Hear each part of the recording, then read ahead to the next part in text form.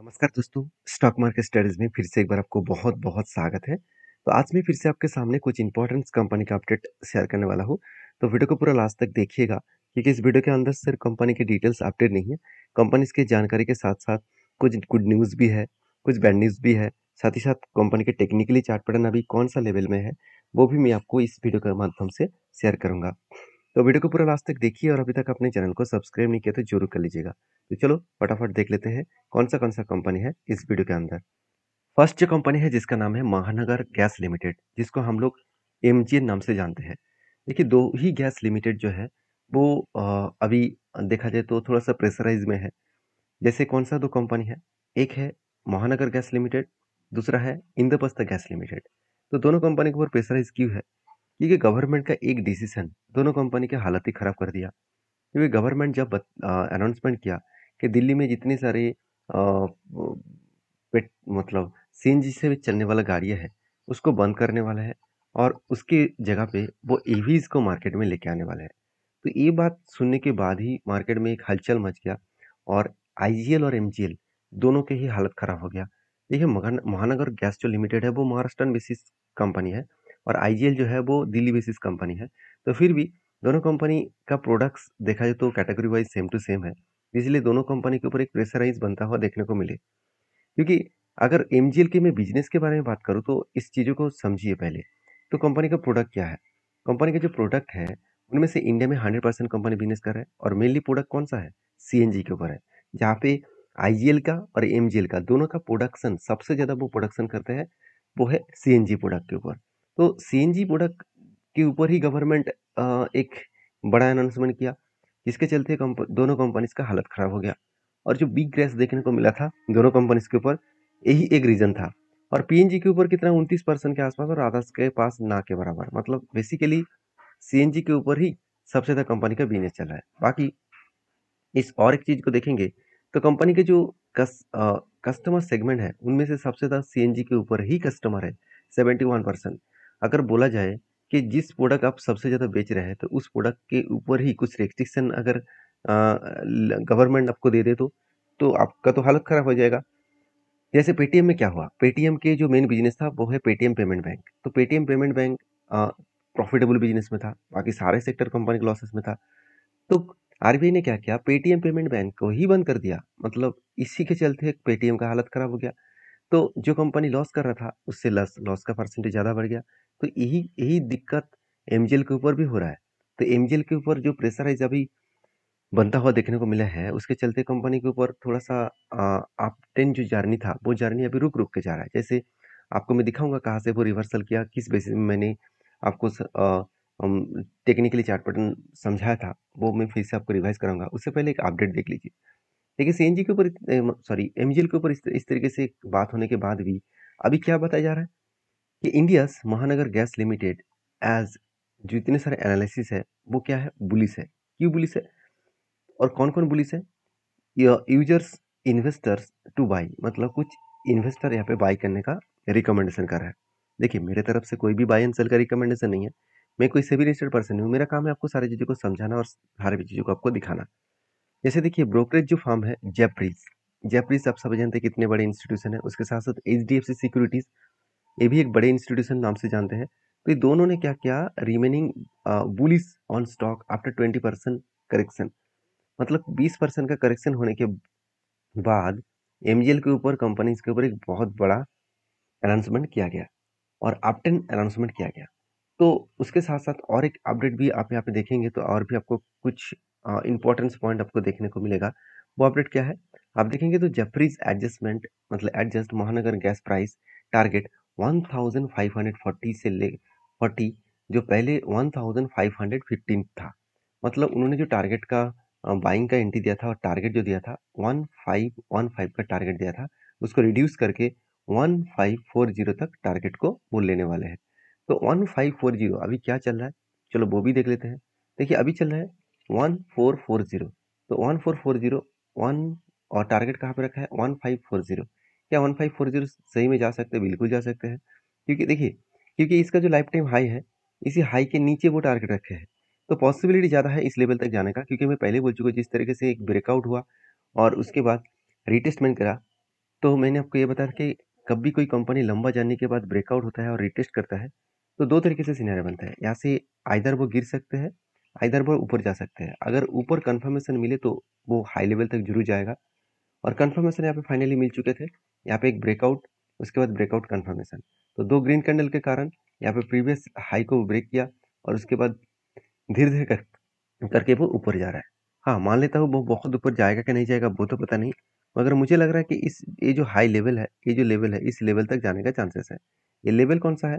ये लेवल निकल कर आ रहा है करीबन ₹1550 के आसपास। देखिए लेवल में कोई आपको टारगेट नहीं दे रहा हूँ। आप इसको ज़रूर फ़ॉलो अप करिएगा क्योंकि यहाँ पे एक पैटर्न्स जब तक ना बने, मेरे पास यहाँ पे कोई एंट्री नहीं है। जब तक मैं यहाँ पे पैटर्न्स बनेगा, ऐसे शोल्डर बने, एक बिग हेड बने, उसके बाद शोल्डर बने तो मैं यहाँ पे जंप कर एक टेल लूँगा। तो उसकी टाइम के उसी डेट के मैं इंतज़ार कर रहा हूँ। बाकी आपकी क्या राय है ज़रूर मुझे कमेंट्स करके बताना।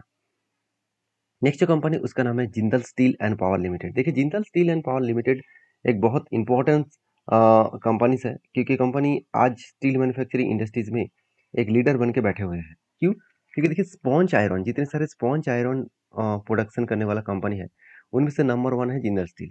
आप कहेंगे सर स्टील मैन्युफैक्चरिंग में तो अलग अलग कैटेगरीज होते हैं, क्या जिंदल स्टील, टाटा स्टील और जेएसडब्ल्यू स्टील जैसे बन सकते हैं?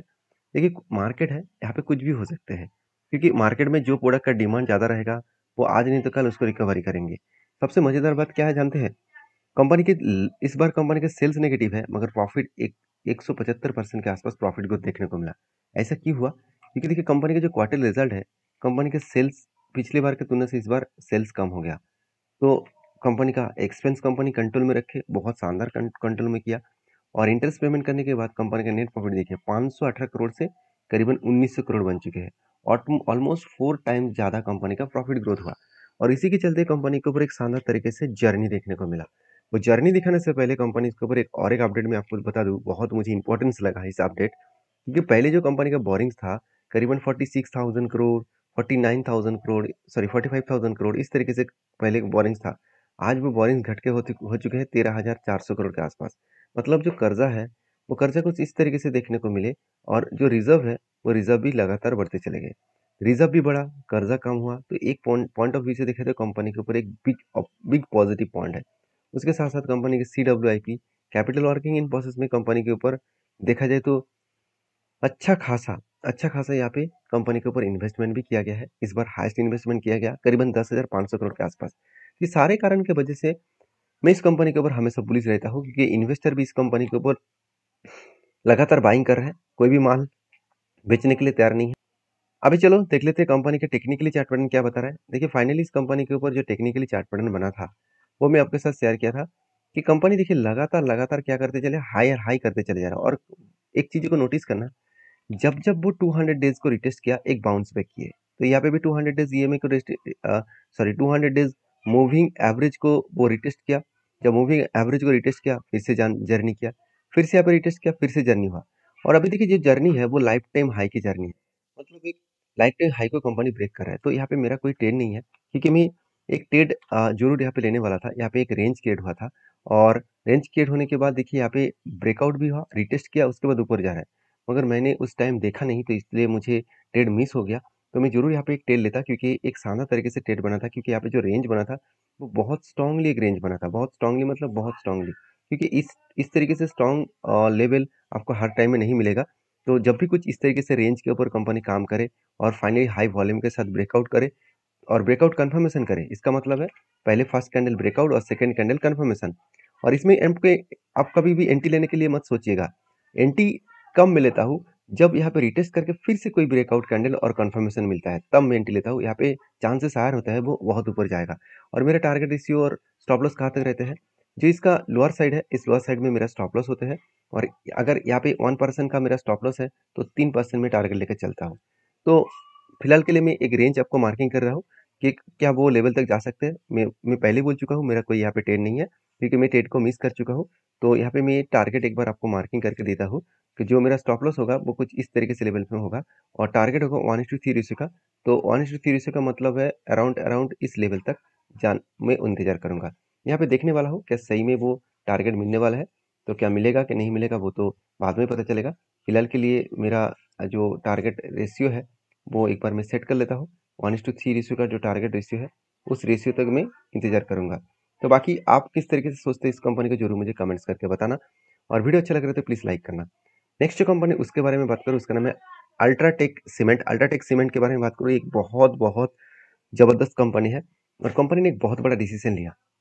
जो डिसीजन आपके साथ मैं शेयर करूंगा, आप देखेंगे तो UltraTech tech cement commission 100 megawatt solar energy project in Rajasthan. तो राजस्थान में 100 मेगावाट का टोटल सोलर प्रोजेक्ट का एनर्जी का प्रोजेक्ट यहाँ पे अनाउंसमेंट कर चुके हैं, जिसके चलते कंपनी की एक extra benefit, extra positive point यहाँ पे देखने को मिलेगा। तो 100 मेगावाट का टोटल प्रोजेक्ट यहाँ पे देखने को मिलेगा और वो भी राजस्थान के हिसाब से। तो राजस्थान से एक रिक्रूटमेंट आया है और इस रिक्रूटमेंट के बेसिस में मैं बात करूँ, सॉरी, राजस्थान से रिक्रूटमेंट नहीं, माफ़ी चाहता हूँ। राजस्थान में एक प्रोजेक्ट मिला है 100 मेगावाट का, जिसके चलते कंपनी के ऊपर एक अप मोमेंटम देखने को ज़रूर मिलेगा। तो आप देख सकते हैं किस तरीके से मैंने एक टेल लिया था, वो टेल कुछ इस तरीके से कप विद हैंड पैटर्न था और कप विद हैंड पैटर्न बनने के बाद फाइनली यहाँ पे ब्रेकआउट हुआ और ब्रेकआउट होने के बाद वो धीरे-धीरे करके ऊपर भी गया और शानदार तरीके से यहाँ पे टारगेट को अचीव करने का कोशिश कर रहा है और फाइनली जो टारगेट का लेवल है, वो टारगेट का लेवल बहुत आपको शानदार तरीके से यहाँ पे अचीव होता देखने को मिल सकता है। तो मैं ज़रूर कहूँगा एक बेस्ट तरीके से यहाँ पे टारगेट मिलने का चांसेस है और टारगेट मिले तो एक लंबा जर्नी के हिसाब से 36% के आसपास टारगेट मिलेगा। तो मैं बहुत पहले से एंट्री ले चुका हूँ और टारगेट के लिए इंतजार करो, कब टारगेट मिलेगा मैं आपके साथ ज़रूर शेयर करूँगा। तो हमेशा इस चीज़ों को मैं आपको बार-बार इसलिए सिखाता हूँ, इसलिए दिखाता हूँ क्योंकि आप भी इस तरीके से पैटर्न्स को फॉलो अप करें मतलब ब्लाइंडली आप ट्रेड मत कर लीजिएगा। आप बैक टेस्टिंग करिए, प्रीवियस डेटा को देखिए, वहाँ पे क्या सही में इस तरीके से पैटर्न्स में काम हुआ था? जब इस तरीके से पैटर्न्स बना था, क्या उस टाइम फंडामेंटल ठीक था? अगर फंडामेंटल ठीक था और पैटर्न्स भी बना था और टारगेट भी हुआ था, तो नेक्स्ट जब इस तरीके से एंट्री आएगा तो उसमें आप एनालिसिस करके आप डिसीजन ले सकते हैं। देखिए मेरे तरफ से कोई भी डिसीजन आपके ऊपर नहीं है। आप प्लीज़ सारी चीज़ों को समझ कर काम करिए क्योंकि मैं कोई सेबी रजिस्टर्ड पर्सन नहीं हूँ। काम करना है तो आपके ओपिनियन के हिसाब से करिए। मिलते हैं नेक्स्ट वीडियो में, तब तक के लिए धन्यवाद।